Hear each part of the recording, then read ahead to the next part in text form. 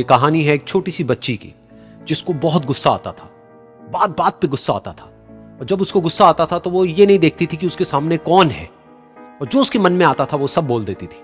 कई कई बार तो वो कुछ चीजें उठाती और जमीन पे फेंकती और तोड़ देती। तो उसके माँ बाप बहुत परेशान हो गए, उनको समझ नहीं आ रहा था कि वो क्या करें। उन्होंने बहुत कोशिश करी उस बच्ची को समझाने की अलग अलग तरीके से, लेकिन वो बच्ची समझ ही नहीं रही थी।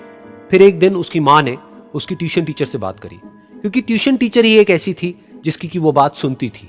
तो उसकी टीचर ने उसकी माँ की सारी बातों को सुना और उनको बोला कि आप चिंता मत करो, आने वाले कुछ दिनों के अंदर अंदर ही इस बच्ची का गुस्सा पूरी तरीके से खत्म हो जाएगा।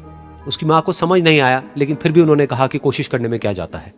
फिर उस दिन रोज की तरह जब वो टीचर आई और वो क्लास शुरू होने वाली थी, तो उसकी टीचर ने उस बच्ची से कहा कि आज हम पढ़ाई नहीं करेंगे, आज हम एक गेम खेलेंगे। तो बच्ची ये सुन करके बहुत खुश हो गई। फिर टीचर उस बच्ची के साथ में उस घर के पीछे एक दीवार के पास में जाकर के खड़ी हो गई, और उस टीचर ने उस बच्ची को कहा कि गेम ये है कि अब जब भी तुम्हें गुस्सा आए, तुम्हें कील लेनी है और यहां पर आकर के इस दीवार में गाड़ देनी है, थोड़ी सी, जितनी हो सके। फिर उस बच्ची ने टीचर से पूछा, लेकिन इससे क्या होगा? तो टीचर ने कहा कि जब ये गेम खत्म हो जाएगी तो तुम्हें एंड में एक प्राइज मिलेगा।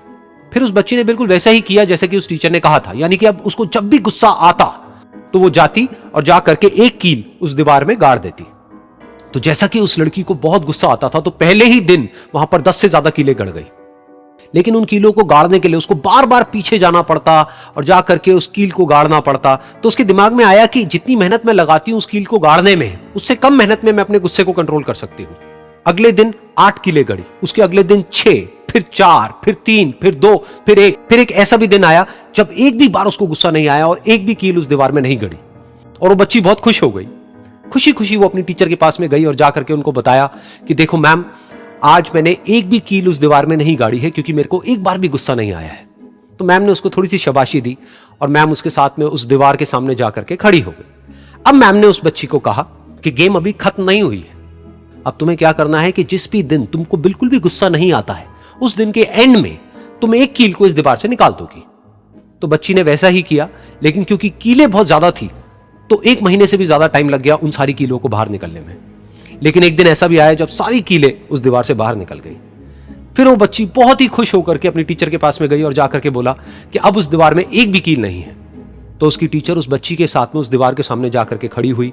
उसने देखा कि एक भी कील नहीं है दीवार में। फिर उसको उसकी एक फेवरेट चॉकलेट गिफ्ट करी और बोला कि तुम इस प्राइज को जीत गई हो। बच्ची बहुत ही खुश हो गई। फिर टीचर ने उस बच्ची से पूछा कि क्या तुमको इस दीवार में कुछ नजर आ रहा है?